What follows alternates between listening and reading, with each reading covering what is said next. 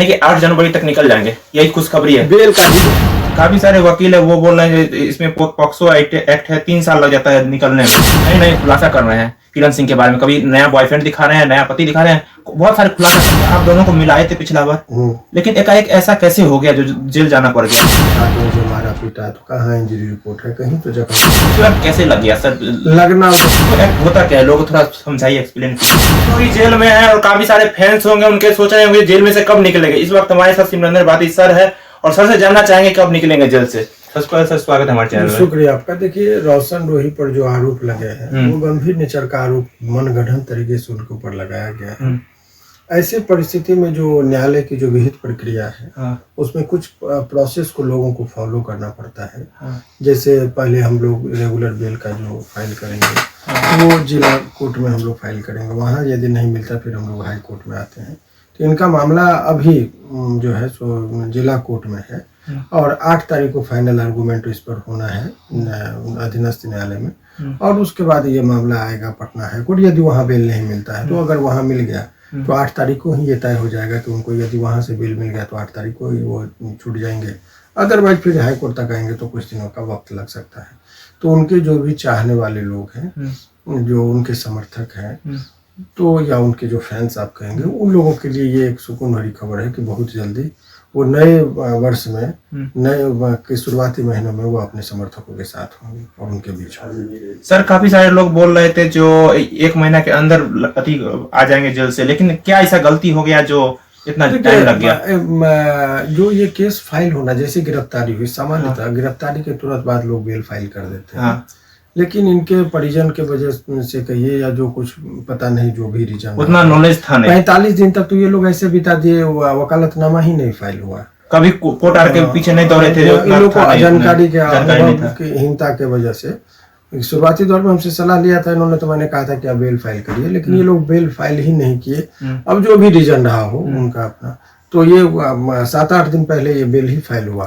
एक बहस हो भी गया, डैडी की मांग की गई थी, और इस बीच में कोर्ट बंद हो गया। हम लोगों का कोर्ट जो है सो हर साल छुट्टियां होती है लास्ट महीने में साल के, तो बंद हो गई थी। तो इसको हम लोग बड़ा दिन का छुट्टी बोलते हैं। तो छुट्टियां हो गई है कोर्ट में, तो कोर्ट अब जैसे ही खुलेगा तो इनका जो डायरी भी आ गया है, तो उसमें बहस होना है।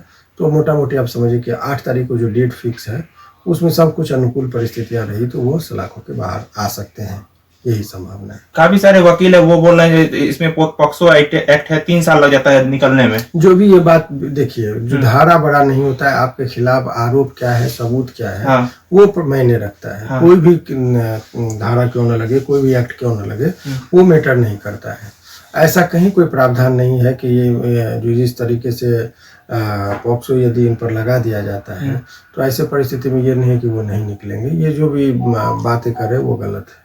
तो क्या लोग बोल रहे थे किरण सिंह नाबालिग है आपके हिसाब से, क्योंकि आप वकील है?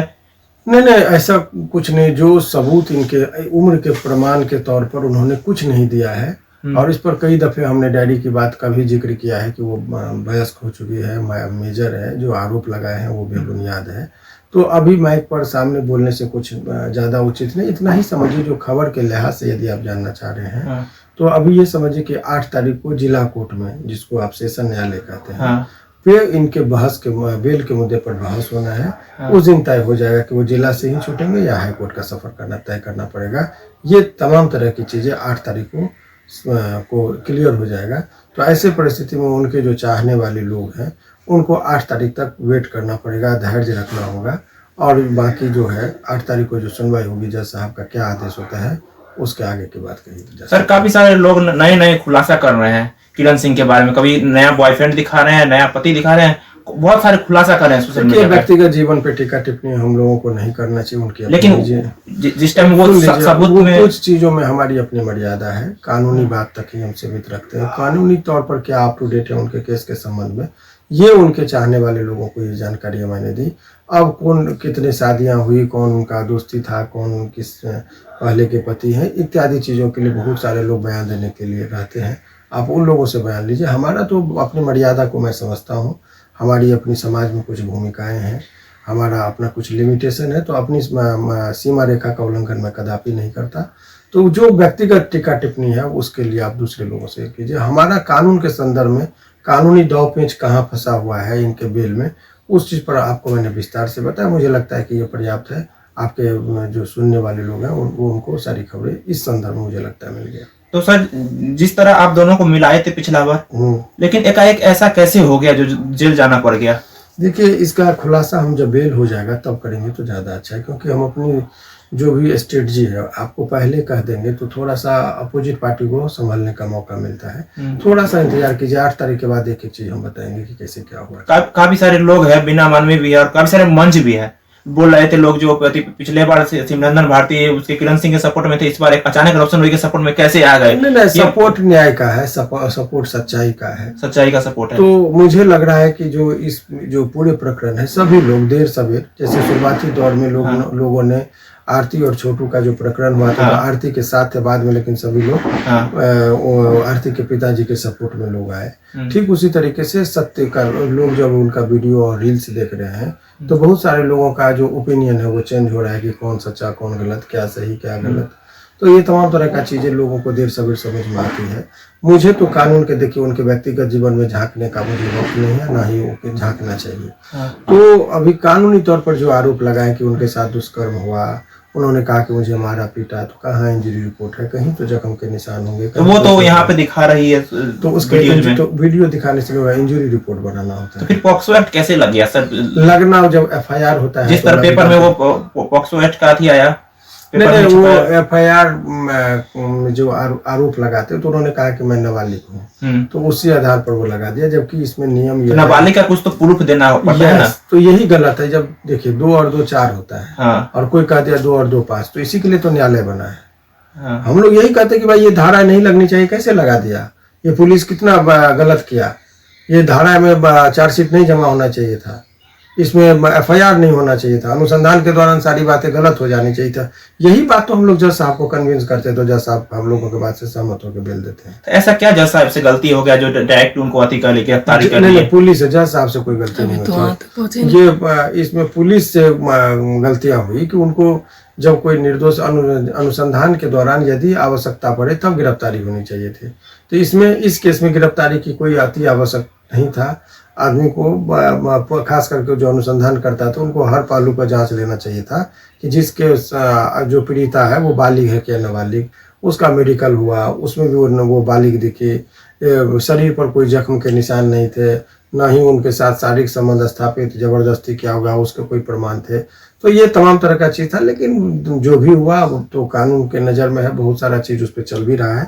इतना ही समझिए, ज्यादा बहुत चीज पर हम व्याख्या करके इतना ही समझिए कि वो बहुत जल्दी अपने चाहने वालों के बीच होंगे। काफी सारे लोग आरोप लगा रहे थे, जो किरण सिंह जैसे रोशन रोही जेल चले गए, ये खुश है, खुलेआम रील बना रही है। तो ये तो भाई स्वाभाविक है कि आपके जो शत्रु होंगे, वो तो जश्न मनाएंगे, जो आपके तो शत्रु हैं। तो कहीं ना कहीं उनके पति थे ना सर, फैमिली के मेंबर थे। आप ये व्यक्तिगत टीका टिप्पणी मैं नहीं करता और ना ही कोई मौखिक बात पर बात करता हूँ। इतना ही समझिए कि हर लड़के को समझने की जरूरत है, जिसको आप बहुत ज्यादा चाहते हैं, हर चीज उससे शेयर करते हैं, तो कानून में ऐसा प्रावधान है कि लड़की चाहे केस कर देगी झूठा इसे, तो कुछ दिन के लिए फेरा में आप जा सकते हैं। सर, पॉक्सो एक्ट होता क्या है? लोग थोड़ा समझाइए, एक्सप्लेन कीजिए थोड़ा। देखिए, कोई भी लड़का और लड़की आपस में जब प्रेम करते हैं तो इस चीज का ध्यान रखें कि जो लड़की से हम प्रेम कर रहे हैं वो 18 वर्ष की है या वो उससे कम की है। 18 वर्ष से नीचे के बच्चे के साथ कोई जोर जबरदस्ती नहीं करे। देखिए, ये क्यों आया, उसके पीछे रीजन ये है कि प्राय बच्चों के साथ सेक्सुअल एक्टिविटी लोग करते, 3 साल 4 साल 5 साल का बच्चा को लोग छेड़ देते हैं, गोदी में बैठाते हैं, उनके साथ गलत कर रहे, बच्चा समझ नहीं पाता है। तो ऐसे लोगों को सबक सिखाने के लिए जो है सो इस एक्ट अधिनियम को लाया गया था, और इसीलिए 18 वर्ष से, चूंकि कानून के नज़र में 1 साल का बच्चा और 18 वर्ष में यदि 1 दिन भी कम है तो बच्चा के श्रेणी में है, और बच्चा है तो उसके प्रोटेक्शन के लिए कानून बना है। तो ये जो कानून बना है उसमें आपको, यदि कोई लड़की 18 वर्ष से है और अपनी सहमति से और अपनी इच्छा से स्वयं भी चलकर आपके पास आती है और आपके जिस्म पर सो जाती है, तो भी आपको हाथ जोड़ कर उसको हटा देना है शरीर पर से, कोई गलत चीज नहीं करना। यदि कर दिए तो एक तरफा पर कानून आपके अगेंस्ट है, क्योंकि माना जाएगा कि वो बालिग नहीं है, तो आप उसको बहला फुसला कर आप प्रेरित सर, करके उसके साथ सारी जिस तरह इंडस्ट्री में गाना वाना करता है तो थोड़ा मोड़ा वो दिखाता है ना। नहीं नहीं, वो नहीं दिखाना है, उसके माँ बाप के खिलाफ भी केस हो सकता है, लेकिन लोग करते नहीं, यही तो बात है। अभी आपने एक देखा होगा, एक बच्ची ऑर्केस्ट्रा में कौन है जो डांस करती है, हाँ हाँ हाँ तो अभी देखा होगा कि उनके माँ बाप को उठा के लेकर गया था कि तुम अश्लीलता नहीं परोस सकती हो, उस पर भी वो सेक्शन 3 जो है उस पर लागू होता है। यानी कि हम ये कह सकते हैं लोगों के अंदर एजुकेटेड होना चाहिए, जरूरी है जी निश्चित, बिना एजुकेटेड के कुछ भी करते हैं, कुछ नहीं करना चाहिए। क्या खुला, अरे लोगों को बताना चाहेंगे, फैंस को क्या बोलना चाहिएगा? फैंस को यही बताना चाहेंगे कि अभी थोड़ा दिन आपको इंतजार करना होगा, क्योंकि जब कानूनी पेचरा में लोग पढ़ते हैं तो उसका जो विहित प्रक्रिया है उसका पालन करने में थोड़ा सा वक्त लगता है।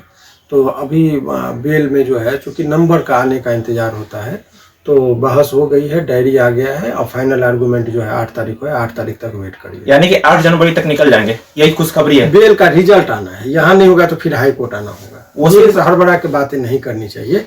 सुनवाई कोर्ट से पहले आप जजमेंट सुना देंगे तो गलत इंप्रेशन पे जाएगा। अच्छा सर, आपके हिसाब से कौन गलत है और कौन सही है? ये मेरा, क्योंकि आप वकील है ना, तो एक जजमेंट देने का हम वकील हैं, बहस कर सकते हैं, जजमेंट तो जज का काम है, इसीलिए अपना पर्सनल ओपिनियन मेक पर नहीं देना चाहिए। देखिए हर आदमी की अपनी व्यक्तिगत लाइफ है, तो उस पर हमारे बात से किसी को कोई आहत होता है, ऐसी कोई बातें नहीं करनी चाहिए। बस कानूनी दायरे में रहकर जो आप बात कर सकते हैं वही ठीक है। मेरा पर्सनल ओपिनियन से ना वो बाहर निकल सकते हैं ना जा सकते हैं, उस ओपिनियन का कोई महत्व। चलिए, धन्यवाद सर। शुक्रिया।